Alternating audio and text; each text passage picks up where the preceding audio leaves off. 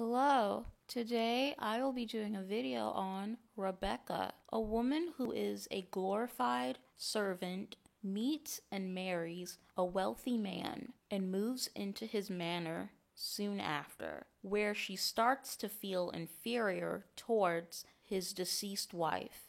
I liked the beginning. It wasn't what I expected. I honestly didn't really know what to expect, but I did find out that this was a remake. Despite liking what was going on, I did find the movie to be an eyesore, mainly because of how over the top the clothing and locations were. It was very colorful and everyone looked wealthy. Even the poor people did. It reminded me of Ryan Murphy's style in American Horror Story, and I really don't like him. The acting is not good. It reminds me of the acting style from before the 70s. It's very stage-like, the type of overacting you see in theater. I think it was their intention to have over-the-top performances to mimic that time period, which is a strange creative choice because it doesn't work on camera. It did work back in the old days because it was a significant period in history and movie making. It's like fashion. Certain things work for certain time frames.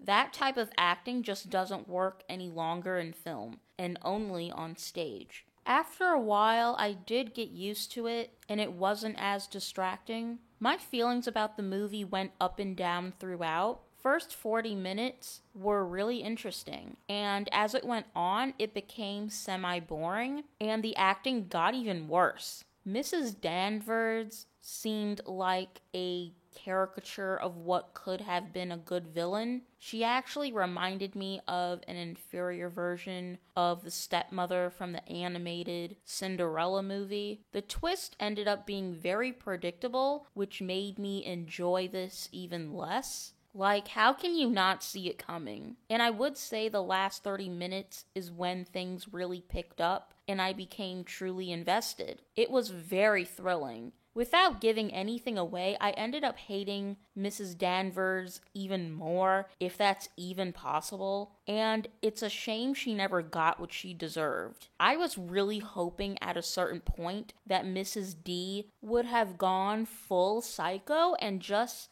handled her. Overall, I give this a 5.8 out of 10. I really did like the last 30 minutes. Because the first hour is like a drama and a romance, but then the last 30 minutes is like a thriller. I personally prefer the thriller, and just when the movie was really getting good, it comes to an end, and it sucks because I wish there was more of it. So yeah, 5.8 out of 10. By the way, does anyone else think the lead actress looks like Anne Paquin?